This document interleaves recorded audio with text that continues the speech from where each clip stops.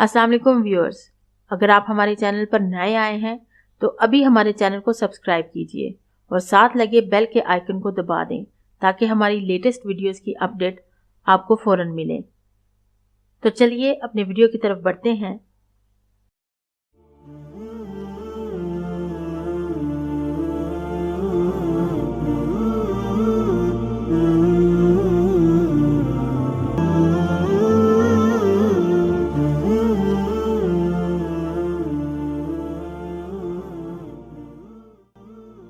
जी viewers, तो बढ़ते हैं आज के किस्से की तरफ। अहले बैत की हिकमत। एक दफ़ा का जिक्र है कि मुल्क यमन में 4 अशखास एक कुएं में गिर गए जो उन्होंने शेर फंसाने के लिए खोदा था।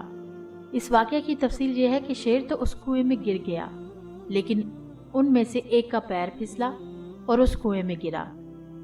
उसने अपनी जान बचाने के लिए बदहवासी में दूसरे की कमर पकड़ ली, वो भी संभल ना सका और गिरते गिरते उसने तीसरे की कमर थाम ली। तीसरे ने चौथे को पकड़ लिया।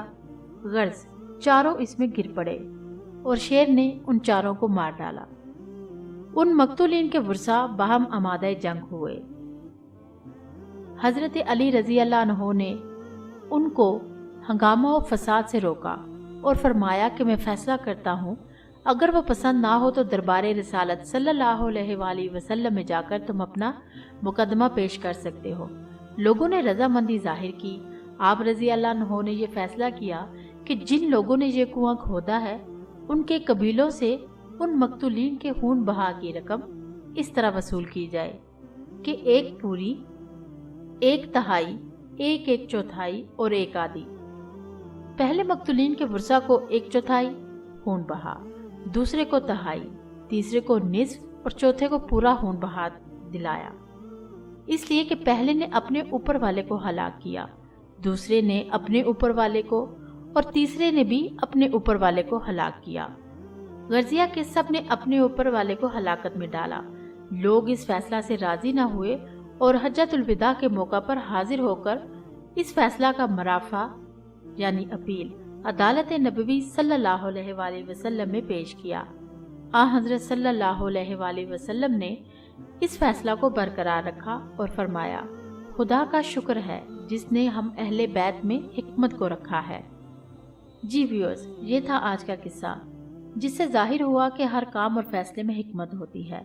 बज़ाहिर हम अपनी सोच के मुताबिक बात करते हैं और समझते हैं, लेकिन उसकी हिकमत को समझ नहीं पाते। ये किस्से हजरत अली रज़ी अल्लाह अन्हु के जो मैं आपसे बयान करती हूँ, उसका एक मकसद ये भी है कि हम इन किस्सों से ना सिर्फ अपनी ज़िंदगी में इस्लाह कर सकते हैं बल्कि अपने बच्चों की तरबियत भी अच्छे अंदाज से कर सकते हैं, क्योंकि बच्चे किस्से कहानियों से ज़्यादा जल्दी सीखते हैं। हमने भी अपने बुजुर्गों से किस्से सुने और चीज़ों को अपनी सोच के मुताबिक समझा, इसीलिए मैंने ऐसे मुख्तसर किस्सों का इंतखाब किया।